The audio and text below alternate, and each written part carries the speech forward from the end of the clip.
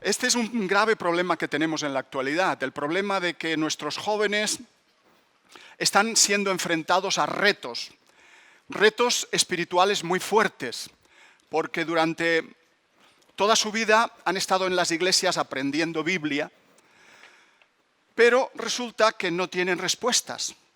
Las respuestas que nos daba en esta mañana Jorge sobre la resurrección de Jesús son fundamentales para taparles la boca a muchos profesores que se burlan de Dios.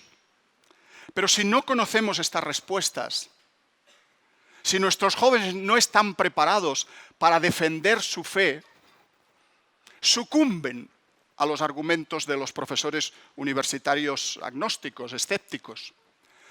Y este es el problema que hoy estamos viviendo en Europa, en Estados Unidos, y acá está empezando a llegar en muchas ciudades. Por lo tanto, hermanos, la apologética es una asignatura pendiente. Tenemos que profundizar en las respuestas que defienden la fe cristiana. Por eso estamos aquí, por eso se ha organizado este congreso en Cali. Yo les voy a hablar de Dios y el cosmos. Vamos a ver en esta mañana cómo la Biblia desde la primera frase empieza diciendo que Dios al principio creó los cielos y la tierra. Esto que dice la Biblia, en el momento que lo dice, era algo absolutamente original. Porque las demás culturas, las demás civilizaciones, los demás pueblos periféricos al pueblo de Israel, no creían que el mundo hubiera tenido un principio. Creían que el mundo era eterno, había existido siempre. Así lo pensaban ellos, desde los babilonios, pasando por los egipcios, los griegos, los romanos con toda su parafernalia de dioses con defectos humanos. Ellos creían que los dioses habían salido de la materia que era eterna. Las aguas de los mares, las aguas de los ríos, la tierra, todo eso había existido siempre. Y en algún momento determinado, la materia crea a los dioses. O sea, que cuando la Biblia dice en el principio creó Dios los cielos y la tierra, está siendo absolutamente revolucionaria en su contexto geográfico, histórico, cultural, religioso. De manera que, dice el salmista, por la palabra de Dios fueron hechos los cielos y todo el ejército de ellos, por el aliento de su boca. Lo que está diciendo aquí el salmista no es que la materia crea a los dioses, es todo lo contrario. Es la palabra de Dios quien lo crea todo. Él mandó y existió. El verbo trae a la existencia. El verbo llama al no ser para que sea. Y eso es algo absolutamente nuevo y absolutamente revolucionario en el contexto de la Biblia. Crear a partir de la nada, como se dice en latín, creatio ex nihilo. Y esta idea de creación a partir de la nada, tan nueva, tan revolucionaria, la van a justificar Justino Mártir en sus libros, en sus argumentaciones, Ireneo. Ya hemos oído hablar en esta mañana de estos llamados padres de la Iglesia, de los primeros siglos del cristianismo, Tertuliano, Clemente de Alejandría, Orígenes.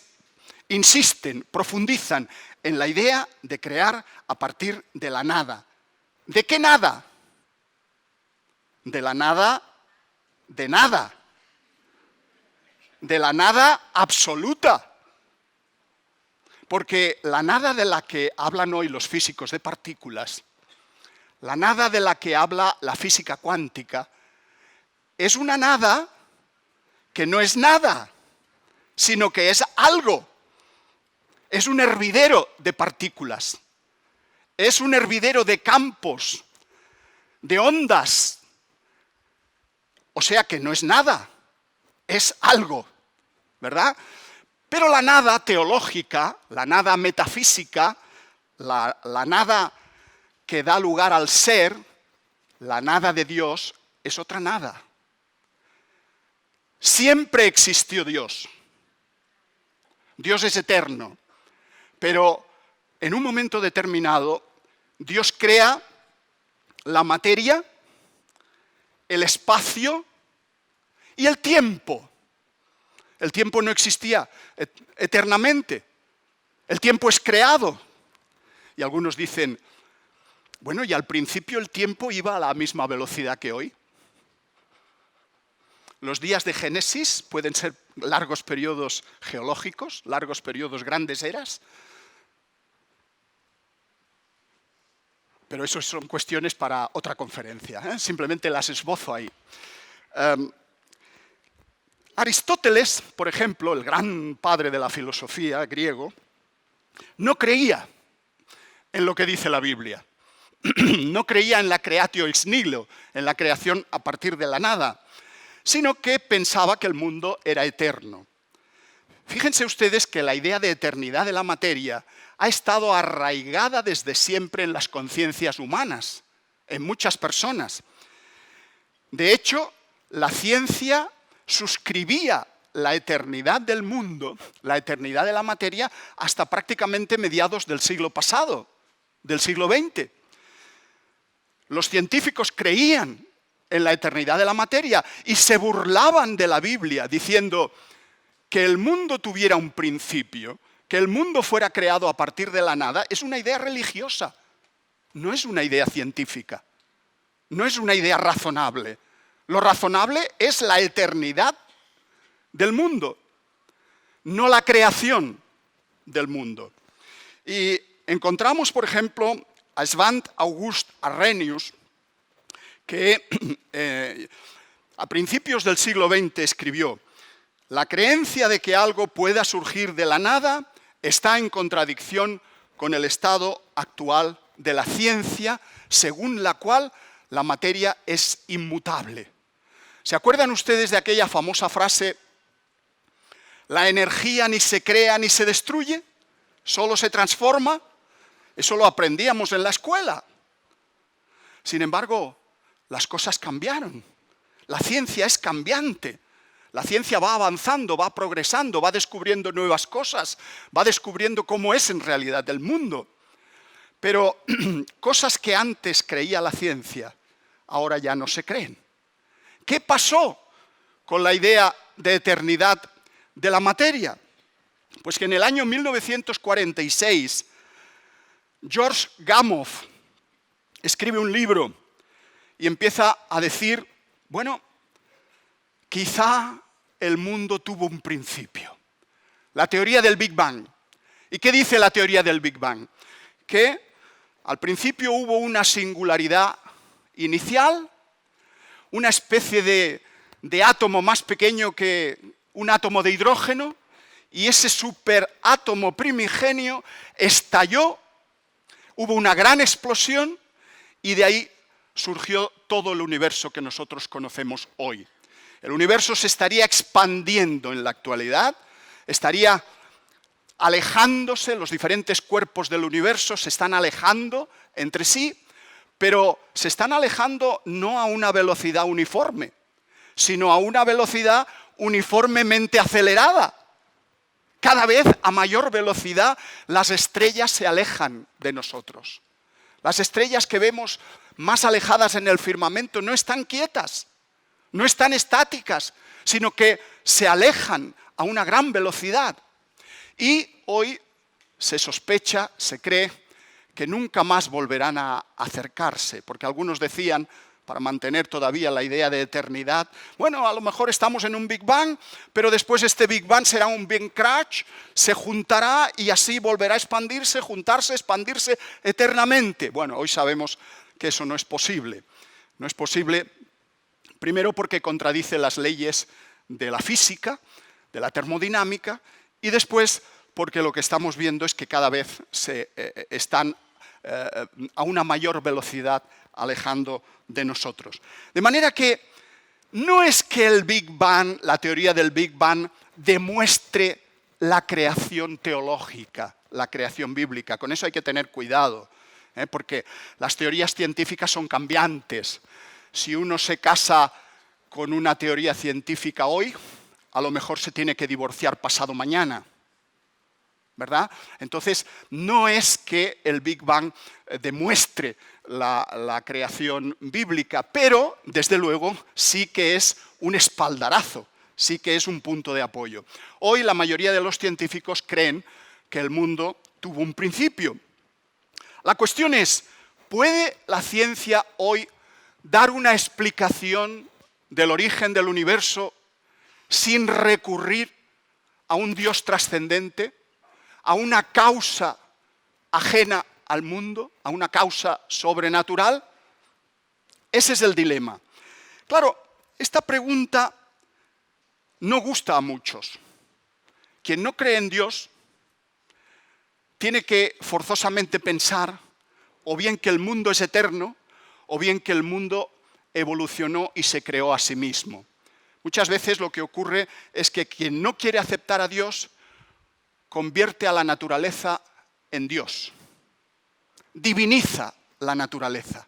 La naturaleza es sabia, la selección natural es muy inteligente, lo ha creado todo, aunque es ciega, no hay teleología, no hay previsión de futuro, pero es muy inteligente y a lo largo de millones de años la naturaleza ha podido crear toda esa impresión de diseño inteligente que observamos hoy en el mundo. Tenemos aquí al doctor Alexander Vilenkin de la Universidad de Tufts en Massachusetts, y él dice que el universo empezó a existir sin causa. Eso es lo que decía hace ya algunas décadas. Y nos hablaba del efecto túnel cuántico, que igual que en la naturaleza, en los laboratorios se producen partículas, consiguen atravesar determinados campos de potencial, así quizá también se podría haber creado el universo. Son teorías físicas difíciles de entender, pero él llegaba a esta conclusión. ¿Podría también el universo haber empezado a existir sin una causa? Es algo que va contra la razón. Todos los efectos tienen una causa que los produce. Sin embargo, este hombre empezó a decir esto. La nada de Vilenkin no es, como decía antes, la nada absoluta. Es otro tipo de nada. Pero posteriormente, curiosamente también, Vilenkin se ha retractado de estas ideas. Y una de las últimas entrevistas que se le han hecho, él dice, no, mi teoría no era buena. Yo reconozco que el mundo no es eterno. El mundo tuvo un principio. Él no es creyente, él no cree en Dios, pero sigue creyendo que el mundo empezó. Otra postura es la del que el universo no tuvo comienzo. Ahí tenemos al recientemente fallecido Stephen Hawking, y él escribe en su libro Historia del Tiempo, en tanto en cuanto el universo tuviera principio, podríamos suponer que tuvo un creador. Pero si el universo es realmente autocontenido, fíjense esa expresión, el universo que se contiene a sí mismo, ¿qué lugar queda entonces para un creador? Él juega con esa idea. Él no cree tampoco en Dios, no creía en Dios, y se esforzaba por buscar una teoría física que reemplazase a Dios. Si el universo fuera autocontenido, si el universo no tuviera ninguna frontera, ningún borde, decía, pues no tendría ni principio ni fin. Y simplemente existiría, o sea, sería eterno, venía a decirnos. Pero claro, creer que el universo no tuvo comienzo, ¿no es también un acto de fe? No es una demostración científica, es un acto de fe, algo metafísico. El universo es eterno, insiste Andrei Lindin de la Universidad de Stanford. El universo se reproduce eternamente y se reinventa a sí mismo. A todos estos científicos no les gusta la idea de la creación.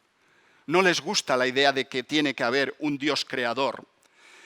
Y entonces, según él, el universo sería pues una especie de burbuja que se hinchó separándose de un universo anterior, preexistente, y ahí surgen los universos como si fuesen burbujas de jabón, ¿verdad? Van saliendo universos que, claro, nosotros tampoco podríamos conocer, porque si ni siquiera hemos llegado a conocer el nuestro, si ni siquiera conocemos más del 30% de nuestro universo, ¿cómo podemos saber si hay otros universos semejantes al nuestro? Esto es algo que la cosmología nunca jamás podrá demostrar. ¿Es una teoría científica o es una teoría metafísica? La selección natural de universos, Lee Smolin, este científico canadiense, habla también de una serie infinita de universos que se crean, se extinguen, cuyas leyes evolucionan y que esos universos solo subsisten si generan agujeros negros, esos agujeros que se lo tragan todo, y los universos pues, se crearían a sí mismos como si fuese la teoría darwinista, ¿no? Una selección natural de universos. Pero ¿esto es física, insisto, o es metafísica? Estamos hablando de teorías que jamás se podrán comprobar, y mucho menos demostrar. Neil Tarok, la teoría de supercuerdas o de los universos en colisión. El universo presente es el resultado de una colisión entre enormes membranas de 4 dimensiones, dice él. Es la teoría de supercuerdas. El tiempo y el espacio son infinitos, no serían creados. De nuevo, estamos ante algo absolutamente incomprobable por la ciencia. Y la teoría del multiverso, de la que hemos hablado, que es Martín Rees. El ajuste fino del universo se podría explicar si existieran infinitos universos. Vamos a hablar ahora un poco de lo que es el ajuste fino. Pero como el ajuste fino no se puede encajar en una idea de un universo sin Dios, en un universo sin inteligencia previa, pues se hacen notables esfuerzos por intentar explicar que si el multiverso, la teoría del multiverso fuese cierta, si existen infinitos universos, pues en alguno tendría que haber las leyes necesarias para crear la vida, para subsistir vida. Y ese es el que a nosotros nos ha tocado vivir. Eso es lo que dice la teoría del multiverso. Como existen todos, no necesitamos a ningún Dios. Nosotros estamos en el único universo que permite la vida. Pero claro, la teoría del multiverso sigue siendo una teoría metafísica. Es algo, como digo, absolutamente incomprobable. Claro, si se trata de proponer hipótesis metafísicas, yo creo que la mejor hipótesis, la más razonable, es la de que hay un Dios creador. Como dice el doctor en filosofía William Lane Craig, si el universo comenzó a existir, entonces tiene que tener una causa exterior al universo que debe ser el creador. Esto es el argumento que él defiende. ¿Cuáles serían las evidencias de inteligencia en el cosmos? ¿Cómo podemos saber que el universo se ha creado inteligentemente y no por casualidad? Bueno, pues estas tres serían las razones principales. El ajuste fino, el principio antrópico y la Tierra como algo privilegiado, como un planeta diferente a los demás. Vamos a ver un pequeño video del ajuste fino y esto nos va a dar la idea de que realmente es muy difícil pensar que el universo se hizo solo.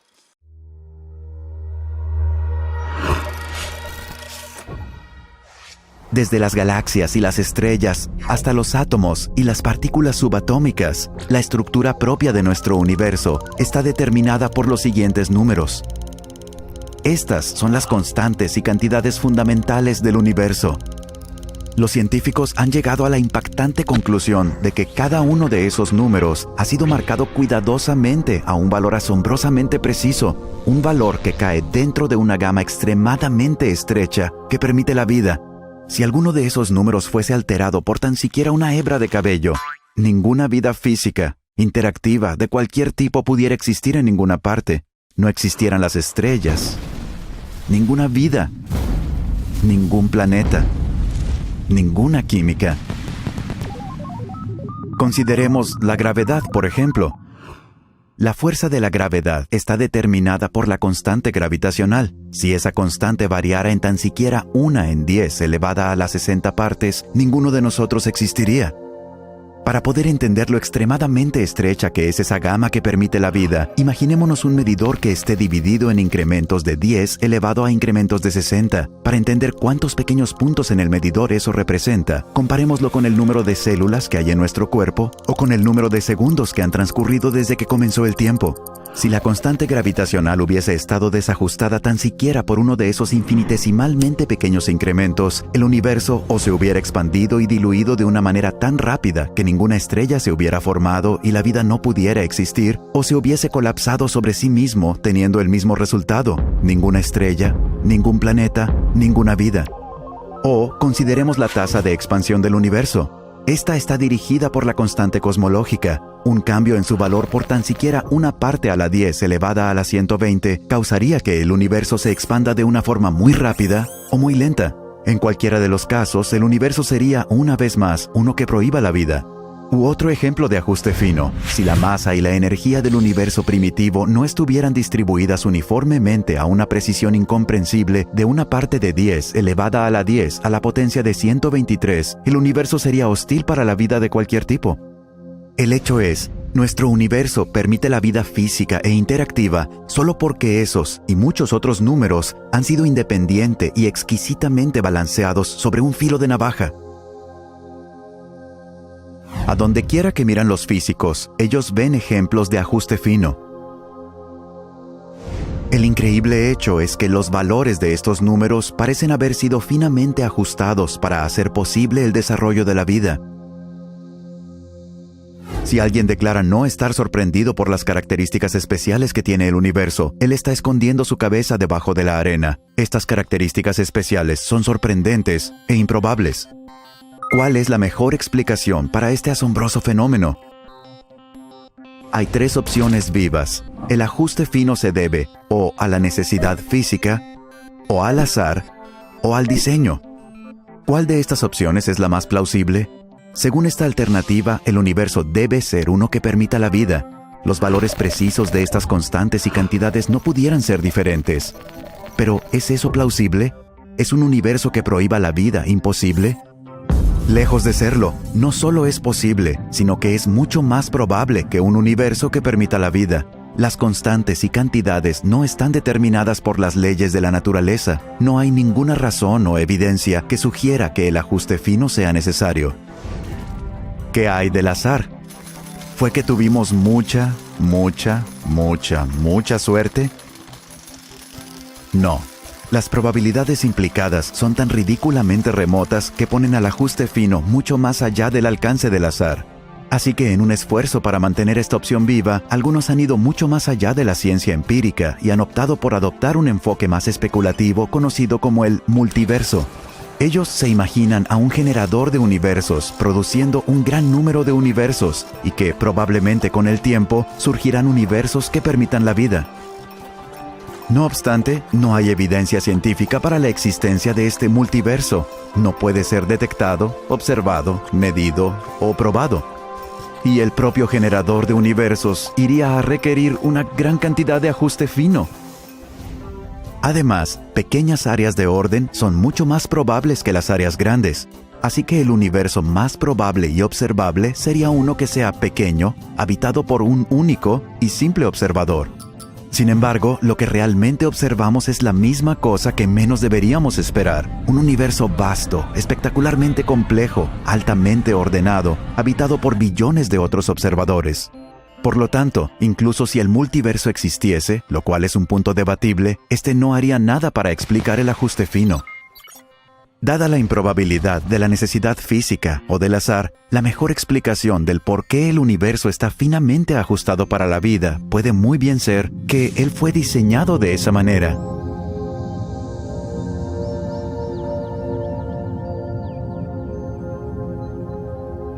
Una interpretación de sentido común de los hechos sugiere que un superintelecto jugueteó con la física y que no hay fuerzas ciegas en la naturaleza sobre las cuales vale la pena hablar. Los números que uno calcula de los hechos me parecen tan abrumadores que ponen esta conclusión más allá de la pregunta. Para mí existe evidencia poderosa de que hay algo sucediendo detrás de todo. Parece como si alguien ha ajustado bien los números de la naturaleza para crear el universo. La impresión de diseño es abrumadora. Los cielos cuentan la gloria de Dios. El firmamento proclama la obra de sus manos. Un día comparte al otro la noticia. Una noche a la otra se lo hace saber. Ha sido muy rápido, mucha información, poco tiempo para memorizarla, pero en realidad lo que nos viene a decir es que el ajuste fino que tiene el universo requiere una inteligencia previa, una inteligencia anterior. Este es un problema muy grave que tienen planteados los ateos, los escépticos en el origen del mundo. El principio antrópico fue planteado en el año 1974 por un astrofísico de Cambridge, Brandon Carter. Todas las leyes del universo parecen diseñadas cuidadosamente para hacer posible la vida humana en la Tierra. Curiosamente, esto no lo dijeron los creyentes, lo dijeron los astrónomos, los científicos. ¿Apoya la ciencia la idea de que el universo fue creado solo para el ser humano? Bueno, cuando uno analiza la precisión extrema de las leyes fundamentales del cosmos, se da cuenta de que detrás tiene que haber una mente sabia y poderosa. La fuerza nuclear intensa, que mantiene unidos a los protones, los físicos saben muy bien que es una fuerza muy singular, 137 veces más fuerte que la fuerza electromagnética. Si fuera esta fuerza ligeramente mayor o ligeramente menor, no sería posible la vida. Sin ella no se habrían formado los átomos, como hemos visto en esta imagen. La fuerza del electromagnetismo, que es la fuerza que produce la electricidad, es la responsable de que los electrones en los átomos se repelan, porque tienen cargas negativas, y es la responsable de que interactúen los hadrones con los leptones, nos dicen los físicos. La fuerza nuclear débil también interactúa, pero si fuera un poco más débil o un poco más fuerte, pues no sería posible el universo, no sería posible la vida en la Tierra. La gravedad, el hecho de que los cuerpos en el espacio se atraigan, bueno, pues todo esto es algo absolutamente difícil de que hubiera ocurrido por casualidad. 10 elevado a 40 veces más débil que la fuerza electromagnética. ¿Y qué pasaría si fuese un poco mayor o un poco menor? Pues lo mismo de siempre. Nuestra existencia sería del todo imposible. No podrían existir los seres vivos. Hay muchísimas coincidencias, aparte de estas 4 fuerzas. Es que parece como si alguien hubiese calibrado exquisitamente esas constantes del universo para que la vida se dé. No se trata de un exceso de suerte, porque Dios no juega a los dados. Dios calcula, Dios calibra, Dios piensa inteligentemente y Dios actúa. Siempre se ha dicho desde la visión evolucionista que nuestra Tierra era un planeta mediocre, que probablemente había muchos planetas como la Tierra en el espacio. Este principio de la mediocridad se empezó a poner de moda a partir de Copérnico. Hoy se dice que en el siglo XVI la ciencia moderna desplazó la Tierra y al ser humano del centro del universo. Ese es un mito que se nos ha metido en la cabeza desde la escuela. El mito de pensar que nosotros éramos el centro del mundo, el ser humano era la medida de todas las cosas, y que Copérnico, al decir que la Tierra giraba alrededor del Sol, y no al revés, no el Sol alrededor de la Tierra, nos bajó de nuestro trono, nos bajó de nuestro pedestal, y después la teoría de la evolución continuó bajándonos. Es decir, ya no somos ni siquiera seres especiales, sino que somos simios que hemos tenido suerte y hemos evolucionado de una manera diferente. Y ese mito de la mediocridad de la Tierra, de la mediocridad del lugar que ocupa la Tierra en el espacio, se convirtió en doctrina y hoy se enseña por todas partes. Sin embargo, es falso decir que realmente en la época, en la Edad Media, se pensaba que la Tierra, aunque se creía que era el centro del sistema solar, que el Sol giraba alrededor de la Tierra, eso le daba un mayor prestigio a la Tierra, un mayor privilegio. No es así.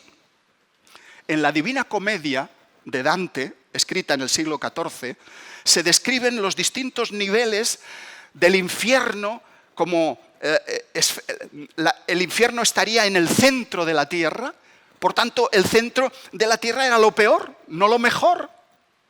Y que precisamente lo que hicieron Copérnico y Galileo, al decir que el centro era el Sol y que la Tierra estaba dando vueltas alrededor del Sol, eso ensalzaba la posición de la Tierra y no la degradaba. Copérnico, Galileo y Kepler veían el nuevo esquema con el Sol en el centro y la Tierra girando alrededor como algo que era muy importante. Y Galileo dice, se puede probar que la Tierra tiene movimiento, que la Luna, que supera a la Luna en brillo y que no es el sumidero en el que el universo recolecta lo sucio y lo efímero. Galileo siempre creyó en las Sagradas Escrituras, también Copérnico. No se trata de una lucha entre los religiosos, fanáticos, oscurantistas, supersticiosos y los científicos inteligentes, sabios, que siempre buscan la verdad. Ese es el mito que se nos ha obligado a creer, pero las cosas no fueron así, queridos hermanos. Cuando uno analiza la historia de lo que ocurrió, realmente se da cuenta de que no fue la lucha entre la ciencia y la fe, porque todos los que intervinieron en esa lucha tenían fe, eran creyentes, no había ningún ateo. Se dice que, en base a ese principio de mediocridad, que la Tierra no está excepcionalmente dotada para la vida y que posiblemente pueda haber vida en otros planetas, que algo debe ser común, la vida en el universo. Pero lo cierto es que la Tierra no es ni mucho menos un planeta común. La Tierra posee un satélite, como ustedes saben, que es la Luna. Una luna grande como la nuestra estabiliza la Tierra y favorece el clima y la vida en la Tierra. Si la órbita de la Tierra fuera simplemente un poco más grande o un poco más pequeña, no podríamos vivir, no habría vida. La distancia entre la Luna y la Tierra provoca las mareas en los océanos y las mareas, el movimiento de las aguas en los mares, hace que los nutrientes se reciclen, cambien de posición. Los eclipses que se observan desde la Tierra son los mejores eclipses de todo el sistema solar, porque el Sol está 400 veces más lejos que la Luna, pero también, curiosamente, es 400 veces más grande que la Luna. Por tanto, desde la Tierra se ven del mismo tamaño. Y esto es interesante en el momento de los eclipses, porque en el momento de los eclipses, ¿qué ocurre? Cuando la Luna se pone entre la Tierra y el Sol, nos permite observar el halo de luz que desprende el Sol.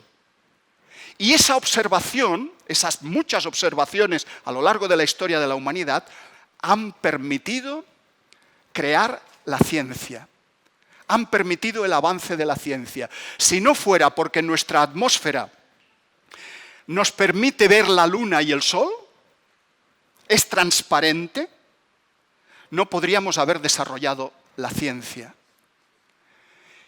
Pero además, la atmósfera tiene que tener el número de gases suficientes para que nosotros podamos respirar. Y ese es un equilibrio muy delicado. Que sea transparente y que tenga los gases para la respiración, eso es algo exquisito, que solo se ha podido dar, que no se ha podido dar por azar, sino que requiere que alguien lo haya planificado previamente. De manera que la Tierra y la Luna y el Sol constituyen los componentes de lo que sería un espectroscopio gigante que analiza la luz, no solo del Sol, sino también la luz que nos viene de las estrellas. Y podemos saber qué elementos químicos tienen las estrellas. estudiando la luz, estudiando el espectro de luz. Incluso podemos saber a qué distancia están las estrellas, analizando su luz. La forma de la sombra circular de la Tierra sobre la Luna indicó ya a los antiguos griegos, como Aristóteles, que la Tierra era redonda, era una esfera. Hoy todavía abundan los terraplanistas. Hay grupos que creen que la Tierra es plana. Y a veces incluso, ese es otro de los mitos, se dice, es que la Biblia dice que la Tierra es plana. Ah, sí, ¿dónde lo dice? ¿En qué versículo lo dice? Cuando la Tierra habla, se dice los fundamentos de la Tierra, como si fueran pilares. Hermanos, evidentemente el ser humano ha evolucionado científicamente, sus conceptos han ido cambiando, pero la mayoría de los pueblos que existían alrededor de Israel creían que la Tierra era plana, era circular, que se aguantaba sobre el lomo de elefantes gigantes, que a su vez se aguantaban sobre tortugas que nadaban en un mar. Todo eso lo creían los pueblos de alrededor. Pero la singularidad de la Biblia es que nos dice que la Tierra flota en el espacio, en el vacío. Eso es algo extraordinario en aquel momento. La Luna actúa como un telescopio gigante, ya que permite detectar objetos más pequeños o muy juntos para poderlos medir desde la Tierra.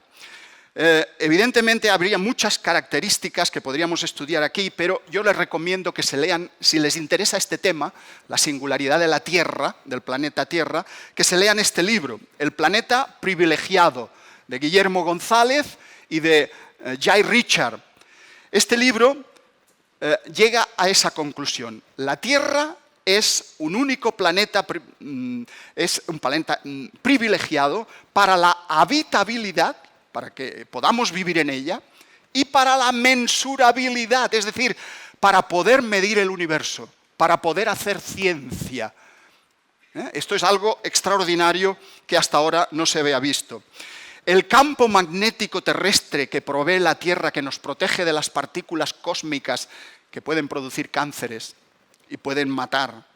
La Tierra tiene el tamaño adecuado para la vida. Si fuera más pequeña, pues tendría menos gravedad y perdería la atmósfera y se enfriaría y por lo tanto no sería apta para la vida. Pero si fuera más grande, al tener mayor gravedad y la atmósfera sería más pesada, pero la fuerte presión que habría en la superficie de la Tierra no nos permitiría tampoco vivir. Los seísmos, los terremotos, aunque pueden ser catastróficos y se dan sobre todo donde hay ciudades, son necesarios para el reciclado de la materia, del CO2, de la atmósfera y para hacer que la Tierra sea habitable. Aquello de que no hay mal que por bien no venga. La atmósfera terrestre nos permite respirar y nos protege de los rayos cósmicos a la vez que nos deja ver las estrellas. Y este delicado equilibrio es muy improbable que apareciera por simple casualidad. La vida es algo muy singular. La vida está ligada a un mundo con características muy especiales como es el nuestro, que es el planeta Tierra.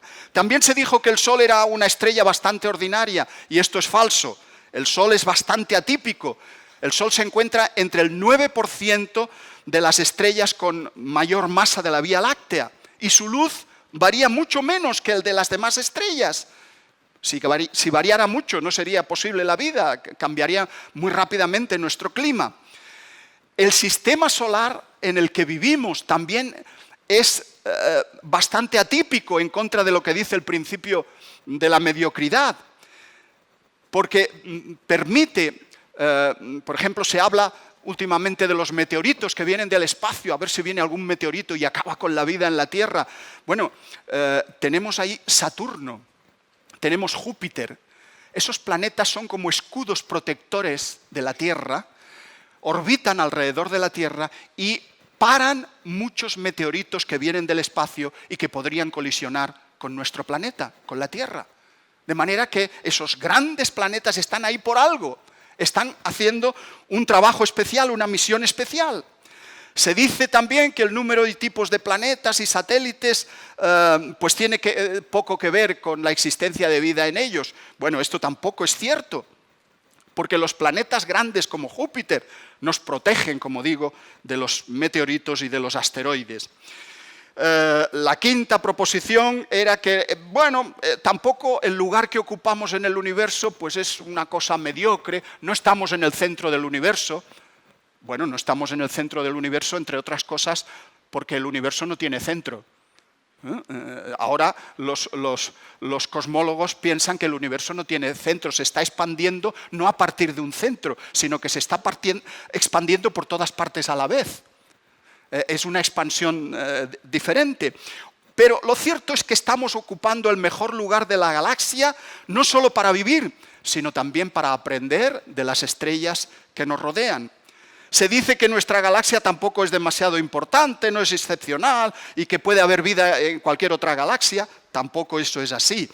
Nuestra galaxia, la Vía Láctea, está entre el 2% de las galaxias que se podría vivir, habitables, y por lo tanto es un lugar especialmente adecuado para nosotros. Se dice que el universo es eterno, ya lo hemos visto, que es infinito en espacio y materia, pero hoy la astronomía acepta que el universo tuvo un principio en el tiempo, igual que lo tuvo la Tierra, igual que lo tuvieron el resto de los astros. Las leyes físicas, dicen, no están especialmente preparadas para la existencia de la vida inteligente. Bueno, Fred Hoyle, que hacían alusión a él anteriormente, que era un hombre escéptico, no creía en Dios, dijo esto: una interpretación de sentido común de los hechos sugiere que un superintelecto, cada cual que llame a Dios como quiera, un superintelecto ha jugado con la física y también con la química y la biología, y que no hay fuerzas ciegas de las que valga la pena hablar en la naturaleza. Y esto lo decía una persona que no creía en Dios. El principio antrópico nos viene a decir que alguien ajustó todos los mandos del universo antes de que éste empezara a existir. Solo cuando cada dial está en su posición precisa se produce el universo habitable. De manera que el fracaso del principio de Copérnico o de la mediocridad habría que sustituirlo por el principio de la excelencia. Vivimos en un planeta excelente, vivimos en un lugar del universo excelente. No se nos ha desprestigiado por vivir en la Tierra, como se dice hoy, sino todo lo contrario. Vivimos en un lugar sumamente interesante, y cuando uno toma el tamaño medio del ser humano y lo compara con todos los cuerpos que existen en el universo, pues se da cuenta de que tenemos el tamaño medio entre todas las cosas. Si el universo tuviera un diámetro de 10 elevado a 26 y un núcleo atómico tiene un diámetro de 10 elevado a menos 14, la altura de un niño de 1 metro estaría en el centro de esas medidas. Si medimos el tiempo que ha pasado desde que se creó el universo hasta la vida media de la partícula más pequeña que existe, el latido del corazón humano es el término medio de ese tiempo. Si el universo tiene 10 elevado a 80 átomos y un electrón es la partícula, tomamos como el tamaño mínimo, el cuerpo humano estaría también situado en el centro. La escala de los tamaños nos hace sospechar que había un propósito para la existencia del ser humano. Conclusiones. Aunque el universo fuera el resultado de una fluctuación de un vacío primordial, como piensan hoy muchos físicos y cosmólogos, esto no significa ni mucho menos que el universo se haya podido crear a sí mismo. Otro error que se comete es pensar que crear significa lo mismo que cambiar o que ser una causa del cambio. Hoy los físicos, cuando hablan de la creación del universo, hablan de cambio en la materia, pero cuando la Biblia habla de creación, habla de la nada absoluta a la aparición de todo. La causa de la existencia del universo, hermanos, amigos, no es una cuestión adecuada para la física y la cosmología, porque es algo que trasciende a la ciencia. Que de la nada haya surgido todo, eso jamás lo podrá investigar ningún laboratorio del mundo. ¿Por qué? Porque es un milagro. Y la ciencia no tiene acceso a los milagros. Los milagros los hace Dios. El mayor de todos los milagros es el que nos comentaba Jorge esta mañana, la resurrección de Jesucristo. Pero ¿sabéis cuál es el otro? La creación del mundo, la creación del universo. No se puede confundir la física matemática con la metafísica. Una cosa son las teorías físicas de la ciencia y otra cosa son las teorías filosóficas que no se pueden demostrar. Bill Bryson, un escritor muy cómico, británico, nacido en los Estados Unidos, escribió estas palabras: vivimos en un universo cuya edad no podemos calcular con seguridad, rodeados de estrellas cuyas distancias no conocemos, llenas de materia que no podemos identificar y operando conforme a leyes físicas que no comprendemos verdaderamente. Estamos como niños a ciegas estudiando el universo. Y es bueno que los científicos sigan estudiando el cosmos. Pero, por favor, que un científico no se meta a hacer teología, como tampoco los teólogos se deberían meter a hacer ciencia, ¿verdad? Las opiniones de los científicos, por famosos que sean, son sus opiniones personales. Pero que un científico sea muy bueno en cosmología no quiere decir que sepa si Dios existe o no existe. Eso depende de la fe de cada cual. Como dice el libro de Hebreos, por la fe entendemos haber sido constituido el universo por la palabra de Dios, de modo que lo que se ve fue hecho de lo que no se veía. El diseño es la mejor explicación para el origen de las criaturas, así como de la correlación entre eso que hemos llamado la habitabilidad y la mensurabilidad.